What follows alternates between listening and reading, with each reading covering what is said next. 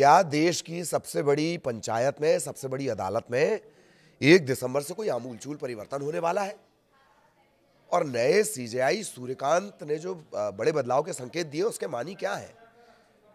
क्या कुछ बड़ा होने वाला है? ना सिर्फ वो संकेत दे रहे हैं, बल्कि जो सीजेआई सूर्यकांत है उन्होंने शपथ ग्रहण के पहले ही कई चीजें क्लियर की थी। डीलिस्टिंग को लेकर क्लियर किया था, अदालतों की जो पेंडिंग केसेस हैं उसको लेकर क्लियर किया था, और उसके बाद से लगातार शपथ लेने के बाद से 24 तारीख को मेरा ख्याल उन्होंने शपथ ली है, उसके बाद से लगातार उनकी जो टिप्पणियां हैं, उनके जो बयान हैं वो सुर्खियां बन रहे हैं, चाहे वो प्रदूषण को लेकर कहा गया हो या एक जो बड़ा अपडेट कि 1 दिसंबर से बड़ा बदलाव होने वाला है।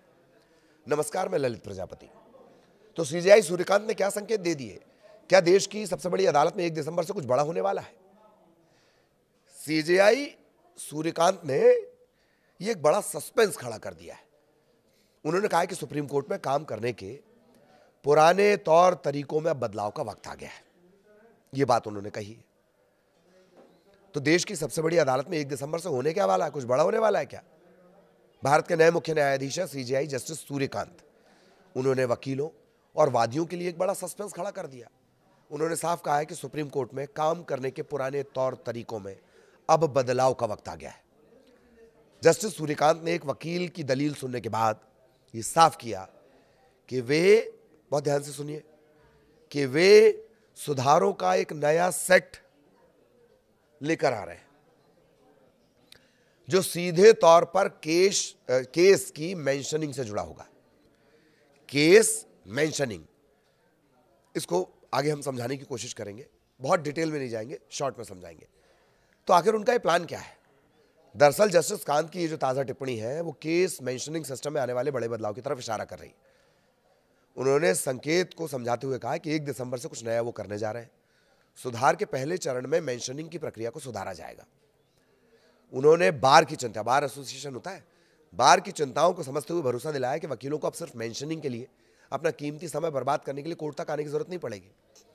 उनका उद्देश्य पूरी व्यवस्था को, पूरी प्रक्रिया को सुव्यवस्थित और समय बचाने वाला बनाना है। क्यों? क्योंकि पेंडेंसी बहुत है, केस बहुत पेंडिंग है अदालतों के ऊपर। तो वकीलों को बड़ी राहत तो मिली, लेकिन एक चेतावनी भी मिली है।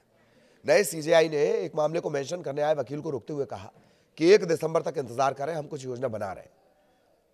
उन्होंने ये कहा कि हमें आपके मुद्दों की जानकारी है, अब आपको जिक्र करने की जरूरत नहीं है।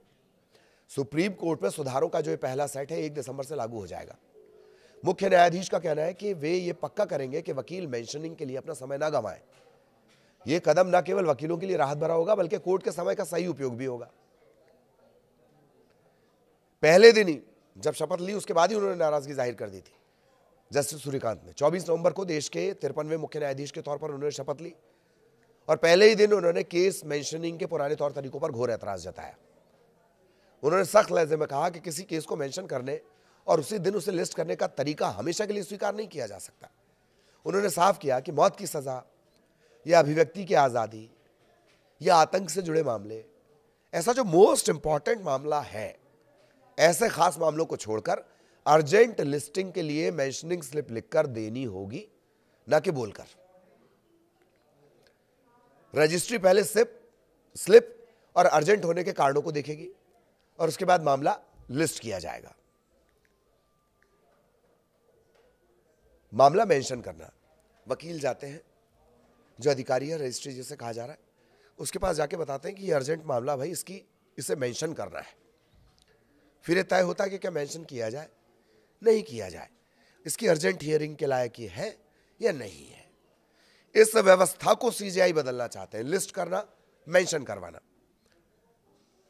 मामले को मेंशन करवाना कि क्या यह सुनवाई योग्य है, अर्जेंट हियरिंग लायक है, यह मेंशन करवाना हो गया। और लिस्टिंग, फला तारीख को फला अदालत में फला टाइम पर इस केस की सुनवाई होगी, मामले को लिस्ट कर दिया जाना। अभी मोटा मोटी इतना ही समझिए, थोड़ा जटिल है, न्यायालय की अवधारणाएं थोड़ी जटिल है। तो ये हो गया मेंशन करना, लिस्ट करना, इसी में सुधार चाहते हैं। अच्छा, चर्चा में वो एक और बयान की वजह से भी है। इससे पहले दिल्ली प्रदूषण मामले में एमिकस क्यूरी हैं अपराजिता सिंह, न्याय मित्र इन्हें कहते हैं हिंदी में। अपराजिता सिंह ने प्रदूषण के मामले को सुप्रीम कोर्ट के सामने रखा, कहा दिल्ली एनसीआर में स्थिति चिंताजनक है, यह स्वास्थ्य आपातकाल है। मुख्य न्यायाधीश सूर्यकांत ने कहा कि न्यायिक मंच कौन सी जादुई छड़ी घुमा सकता है भाई। उन्होंने यह भी कहा कि मुझे पता है दिल्ली एनसीआर के लिए खतरनाक है, मुझे बताइए कि हम क्या निर्देश दे सकते हैं। सीजेआई ने कहा कि अगर हम कुछ ऐसा दिशा निर्देश जारी कर सके, तुरंत स्वच्छ हवा उपलब्ध हो सके। उन्होंने ये भी कहा कि हम सभी जानते हैं कि समस्या क्या है, हमें सभी कारणों की पहचान करनी होगी और इसका कोई एक कारण नहीं है, ऐसा सोचना एक गंभीर भूल हो सकती है। अधिवक्ता अपराजिता सिंह वायु प्रदूषण के मामलों में पीठ के लिए न्याय मित्र एमिकस क्यूरी की भूमिका निभा रही है। मुख्य न्यायाधीश ने यह भी कहा कि केवल क्षेत्र विशेषज्ञ और वैज्ञानिक इस पर विचार कर सकते हैं, हमें सिर्फ यह देखना है कि प्रत्येक क्षेत्र में क्या समाधान हो सकते हैं। सरकार ने समिति के रूप में क्या गठित किया है, यह मामला दीपावली आदि के दौरान औपचारिक रूप से सूचीबद्ध भी है, लिस्टेड भी है, लेकिन उनमें से ज्यादातर कागजों पर ही रहा है। इसके चलते कोई ठोस सुधार नहीं हुआ। उन्होंने ये भी कहा कि हमें नियमित निगरानी करनी चाहिए, कंटिन्यूस मॉनिटरिंग करनी चाहिए। सीजीआई ने भरोसा दिलाया कि हम इस पर बात करेंगे, लगातार बात करेंगे। सीजीआई ने कहा कि दिल्ली में हवा की क्वालिटी इतनी खराब है कि वो बाहर घूमने जाने से बचने लगे। गुरुवार को दिल्ली नेशनल कैपिटल रीजन की खराब एयर क्वालिटी से जुड़ी एक याचिका पर 3 दिसंबर को सुनवाई पर सहमति जताई गई है।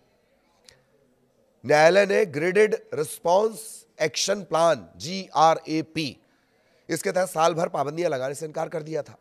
ग्रैप एक आपातकालीन ढांचा है, इसके तहत प्रदूषण के गंभीर स्तर पर कुछ गतिविधियों पर रोक लगा दी जाती है। वर्चुअल मोड पर सुनवाई का विचार भी कर रहे हैं सीजीआई।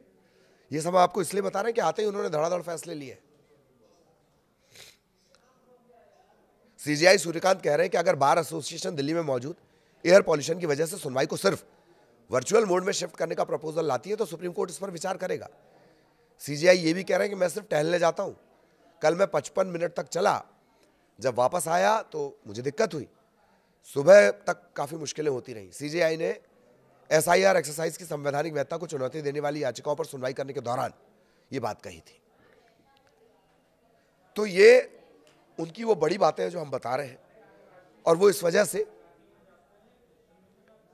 कि क्या 1 दिसंबर से वाकई मेंशनिंग, लिस्टिंग, सुनवाई, इनके मामलों में कोई आमूलचूल परिवर्तन आएगा। जो ओवरलोडेड जो केस लदे हुए अदालतों पर, उनसे कोई मुक्ति मिल पाएगी?